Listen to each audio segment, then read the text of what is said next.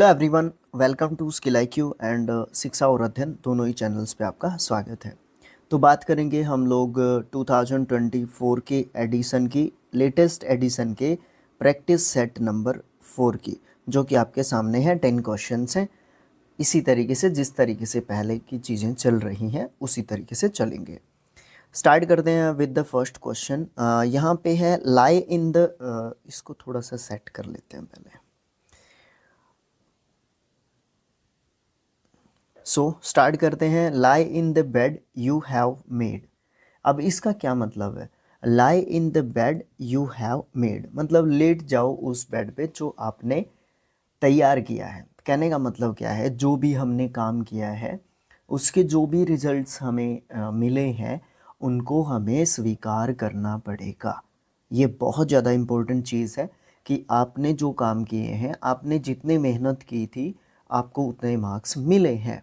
Okay, हो सकता है उससे कम मिले हों, बट हो सकता है उससे ज़्यादा मिले हों, लेकिन आपको क्या करना पड़ेगा?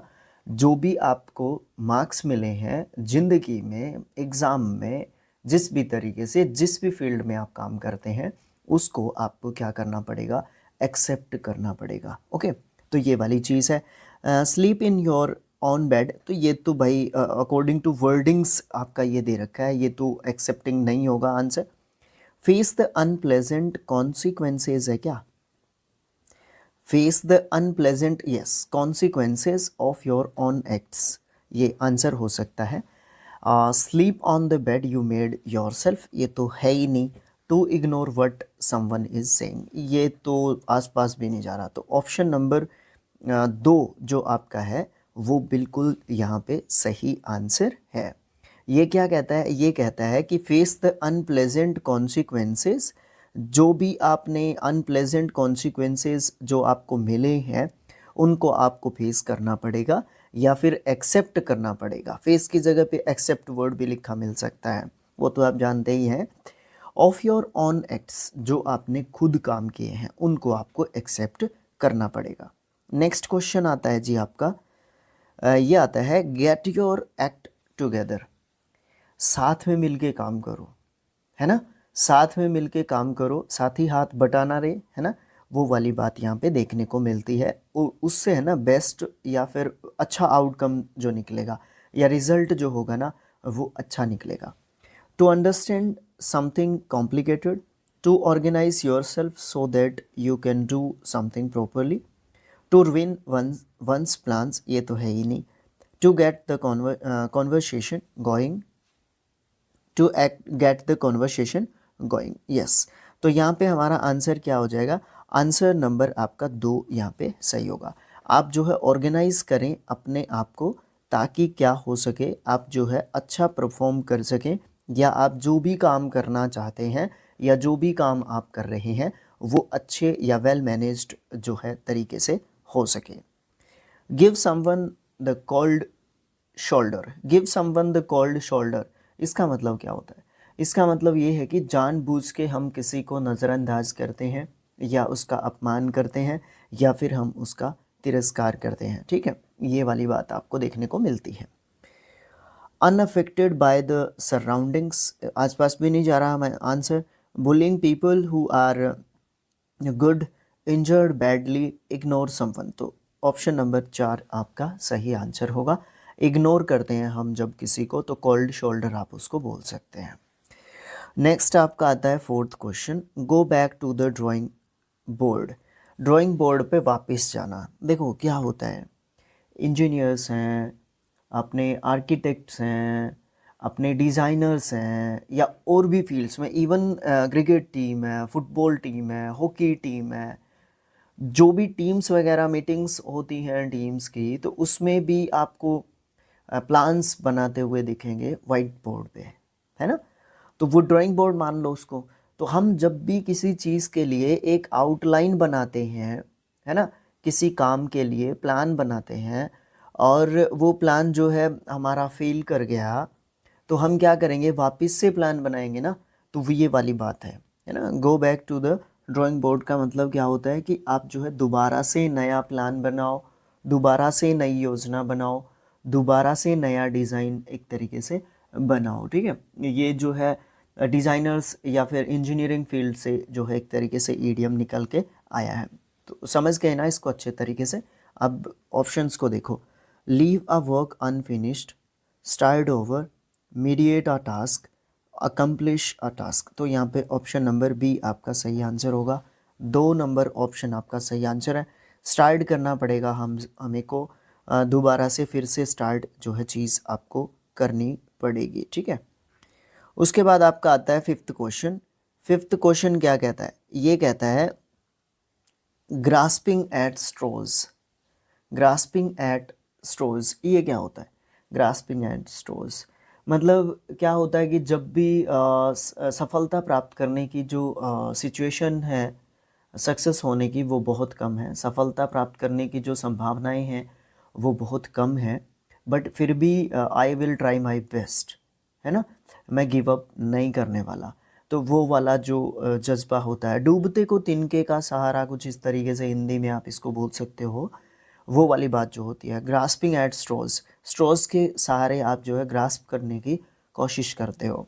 ऑप्शंस आपके पास बड़े बड़े हैं, स्पीड से पढ़ने की कोशिश करना एग्ज़ाम में, बट यहाँ पे समझने की बात आती है तो आपको धीरे धीरे अच्छे तरीके से समझना है। बट मॉक टेस्ट करते हैं या टेस्ट वगैरह में आप इसको पीडीएफ को डाउनलोड करके टेस्ट का अपने आप को टेस्ट कर रहे हो, जज कर रहे हो, तो स्पीड से करें तो बेस्ट रहेगा। Trying to find some way to succeed when nothing you choose is likely to work. Trying to find the best way to compete with others when nothing you choose is likely to work. या फिर trying to find some way to succeed when you see others are also doing the same. क्या बात है? Trying to find manipulate ways to succeed. अब आप इसमें से जो आपका आंसर होगा वो आप क्या कहोगे? वो आंसर कहोगे एक नंबर या ए। ट्राइंग टू फाइंड सम वे, तरीका ढूंढने की कोशिश करना, किसका? सक्सेस प्राप्त करने का। When nothing you choose is likely to work, जब आपके पास कुछ और करने को नहीं है तो क्यों ना आप गिरे हुए तो हैं ही। ये वर्डिंग आई वांट टू से सॉरी कि मैंने ऐसा वर्ड यूज़ किया। जनरली मैं इस तरीके के वर्ड्स यूज़ नहीं करता। गिरे हुए इन द सेंस का मतलब क्या है कि हम बो डाउन हो चुके हैं, बट इससे ज़्यादा बो डाउन क्या होंगे, असफल ही होंगे, फेल ही होंगे। क्यों ना ट्राई करके देख लिया जाए, है ना, है ना। वंस अगेन एक बार फिर से ट्राई करके देख लिया जाए तो हमें ये ऑप्शन ये वाली बात कहता है। नेक्स्ट आपका क्वेश्चन आता है सिक्स्थ। ये क्या कहता है? इसको एडजस्ट कर लेते हैं पहले, तो पता नहीं क्या कहेगा फिर ये। हैव अ बाश। सबसे पहले बाश वर्ड के बारे में जानने की कोशिश करो थोड़ा सा। अगर नाउन के रूप में इसको ले लेता हूँ मैं, इसका मतलब प्रहार, किसी से भिड़ना, है ना। उत्सव भी इसका मतलब बन जाता है, त्योहार जिसको कहते हैं ना, तो वो वाली बात आपको देखने को मिलती है। अकॉर्डिंग टू इडियम देखते हैं क्या होगा। हैव अ बास मतलब क्या होता है? हैव अ बास मतलब किसी के ऊपर प्रहार करना, किसी को अपमान सूचक शब्द बोलना, या किसी का अपमान करना, तिरस्कार करना, किसी को गाली देना, गाली गलौज करना, ये सब मतलब हम इसके बोल सकते हैं। ओके, तो अब देखते हैं हम लोग अपने ऑप्शंस के अकॉर्डिंग कौन सा आंसर आपको देखने को मिलेगा। To make an attempt, to betray a close friend, to spoil a moment, to put something on hold. तो यहाँ पे आपका ऑप्शन नंबर आपको जो है क्या होगा? ऑप्शन नंबर आपका 2 होगा। आप जो है बिट्रे कर रहे हो आपके क्लोज फ्रेंड को, तो आप जो है अपमानजनक जो शब्द, सॉरी है यहाँ पे आपके लिए, सॉरी रहेगा यहाँ पे, ये नहीं रहेगा आंसर आपका। अपमानजनक आप क्लोज फ्रेंड को नहीं कहोगे कभी भी, इस तरीके की बातें नहीं करोगे आप। आई वॉन्ट टू से सॉरी। ऑप्शन नंबर 1 यहाँ पे आपका ऑप्शन रहेगा। बाकी एक बार मुझे कंफर्म कर लेने दो भाई, देख लेने दो, यहाँ पे मैं ही उलझ गया, ये होना नहीं चाहिए वैसे। हैव अ बाश, हाँ जी बिल्कुल, ये सही बात है कि आप इसको अपमानजनक शब्दों के रूप में यूज़ करते हो एज एन ईडियम। और टू मेक एन अटेम्प्ट, ये बोल सकते हो आप लोग कि एक अटेम्प्ट हो सकता है जिससे आप दूसरे को जो क्या कर रहे हो, अपमानित कर रहे हो। टू बिट्रे ये नहीं हो सकता, बिल्कुल ये नहीं हो सकता। टू स्पॉइल अ मोमेंट को स्पॉइल करने की बात यहाँ पे हो नहीं रही। To put something on hold, hold पे आप किसी चीज़ को रख नहीं रहे हो, तो आपका ऑप्शन नंबर 1 बनता है, ना कि दो बनता है। कई बार ऐसा हो जाता है ना। बिट्रे देख लिया था ना मैंने, इसमें इस वर्ड पे ज़्यादा फोकस हो गया, या आप किसी को धोखा दे रहे हो, है ना। तो इन द सेंस मैंने उसमें नेगेटिव वर्ड देखते हुए या नेगेटिव मीनिंग को देखते हुए तो ऑप्शन नंबर 2 चूज़ कर लिया था। और ऐसा हमारे साथ नॉट इवन टेस्ट या फिर पढ़ाते समय होता है, बट यहाँ पे आपको देखने को मिलता है कि कई बार एग्ज़ाम्स में भी इसी तरीके की गलतियाँ होती हैं जिनको हम सिली मिस्टेक्स का नाम देके बचने की कोशिश करते हैं, बट आपको बचना नहीं चाहिए। और मैं इस पार्ट को क्लिप नहीं करूँगा, काटूँगा नहीं, क्योंकि मेरी गलतियाँ भी मैं इसके अंदर रखता हूँ, ज़्यादा बड़ी गलतियाँ नहीं। या आप जो ढूंढते हो, कई बार मैंने देखा है कि सिर्फ़ और सिर्फ गलतियों के कमेंट्स मुझे देखने को मिलते हैं। जो 9 चीज़ें सही अच्छी पढ़ाई हैं वो नहीं देखेगा कोई भी, 10वें क्वेश्चन में गलती हो गई वो ज़रूर से नोटिस करेंगे। तो गलतियाँ आपकी नोटिस करते हैं लोग, है ना। सिर्फ गलतियों के पीछे आपके भागते हैं लोग। सोचते हैं बहुत सारे लोग कि आप गलती कब करोगे, आपको कब पकड़ा जाए, किस मोड़ पे आपको पकड़ा जाए, है ना, किस तरीके से आपकी टांग खींची जा सकती है। तो ये वाली चीज़ आपको ज़रूर से देखने को मिलती है। बट बी कॉन्फिडेंट, आपको कॉन्फिडेंट रहना चाहिए और गलतियां भी आपको स्वीकार करनी चाहिए। मैं तो ये कहूँगा कि गलतियां भी स्वीकार करने की चीज़ें हैं, हमें बहुत सिखाती हैं गलतियां, ठीक है। Have at one's fingertips, ये तो भाई बहुत आसान काम हो गया, है ना। इजीली और कन्वीनियंटली एक्सेस्ड, ये आंसर हो सकता है आपका। विदाउट द डिज़ायर्ड रिजल्ट, नहीं नहीं नहीं, आप प्रॉब्लम डिफ़िकल्ट टू सोल्व, ये तो बात ही नहीं हो रही। इंक्लूडिंग एवरीवन और एवरीथिंग, सही है, एक नंबर ऑप्शन आपका बिल्कुल सही है। हर चीज़ हर बात के बारे में उसको बड़े अच्छे तरीके से पता है।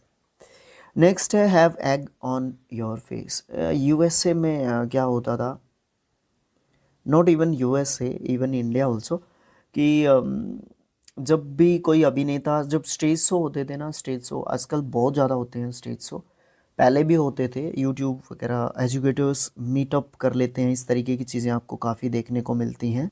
आजकल मीटअप्स बहुत होते रहते हैं। तो उस दौरान अगर आपका परफॉर्मेंस गलत गया तो आपके ऊपर अंडे मारेंगे लोग, इवन जूते भी फेंक देते हैं। इंडिया में तो और भी ज़्यादा थोड़ा सा क्रिटिसाइज़ करूँगा मैं इस चीज़ को, कि करना नहीं चाहिए। परफॉर्मेंस एक दिन अच्छा हो सकता है, बुरा हो सकता है, बट आप इतना ज़्यादा जो है उग्र नहीं होना चाहिए मेरे हिसाब से।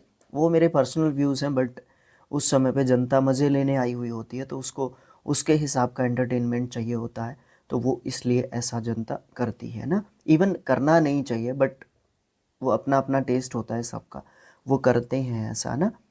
तो ये चीज़ देखने को मिलती है। तो इसका मतलब क्या होता है कि आप किसी का अपमान करते हो, है ना।